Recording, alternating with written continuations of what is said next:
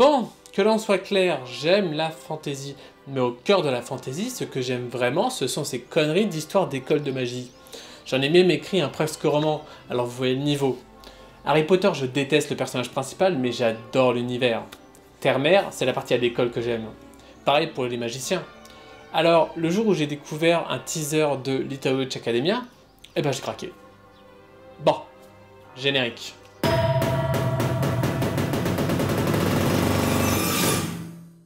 Avant de commencer, présentation standard. Little Witch Academia est à la base un court-métrage produit par les studios Tiger, dans le cadre du Young Animator Training Project, un programme parrainé par le gouvernement japonais dans le but de former de nouveaux animateurs sous la direction de maîtres de l'industrie. Ako Kagari est une étudiante de la Luna Nova, une école européenne pour les sorcières. Malheureusement, Ako a quelques soucis. Déjà, elle ne vient pas d'une famille de sorciers et galère grave. Elle ne peut même pas voler correctement sur un balai. Autre problème, la reine du bahut, Diana Cavendish, n'est pas très tendre avec elle et lui met la pression. Classique, vous me direz. Mais le pire de ses problèmes est la raison de sa présence à Luna Nova. Ako rêve depuis sa jeunesse de suivre les traces de Shiny Chariot, une magicienne artiste dont la magie l'a captivée enfant. Sauf que Chariot n'est pas une star dans le monde des mages. C'est même le contraire, et elle est régulièrement taxée de charlatanisme, ce qui bouleverse pas mal la jeune japonaise. C'est pourtant cette passion pour Chariot qui, lors d'une épreuve scolaire, lui permettra de vaincre un adversaire particulièrement puissant. Alors, crevons l'abcès, scénaristiquement, le premier métrage ne vole pas haut, mais on s'en tape un peu car comme je l'ai dit précédemment, le but de l'œuvre est de former des animateurs, pas des scénaristes. J'ai donc mis mon cerveau en off et j'ai juste profité du spectacle. Et quel spectacle! J'ai clairement été hypé par Little Witch Academia au point d'importer depuis le Japon le Blu-ray Collector. En tout juste 26 minutes, le métrage m'a vendu du rêve. Regardez juste l'intro avec le spectacle de Shiny Chariot pour comprendre qu'il y a du très bon travail d'animation derrière. Mais hormis l'aspect graphique, il n'y a rien de transcendant.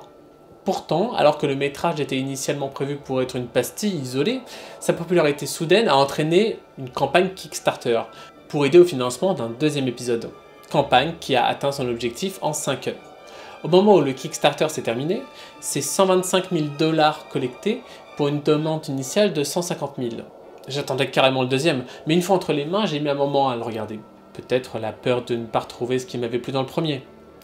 Donc, que penser de The Enchanted Parade? Eh bah, bof. Comment dire, déjà l'animation reste top. En même temps, Studio Tiger quoi. Le problème n'est pas là. Le problème, c'est que le métrage fait 53 minutes. 53 minutes d'exposition. Une magnifique exposition certes, mais pour moi, c'est trop long. J'ai dû m'y reprendre à 3 fois pour voir l'épisode en entier tellement je me suis ennuyé. Bon, j'exagère peut-être un peu. Cet épisode développe un peu l'univers. Il nous présente de nouveaux personnages et étoffe légèrement les anciens. Nous apprenons que le trio d'héroïnes est un peu dysfonctionnel, avec une Ako et une Suki, souvent en conflit pendant que Lotte sert d'arbitre timoré et Tak exploitera le scénario. Le personnage de Diana, elle, s'enfonce dans son rôle de Marisu. Note, une Marisu est une sorte de caricature de personnage parfait.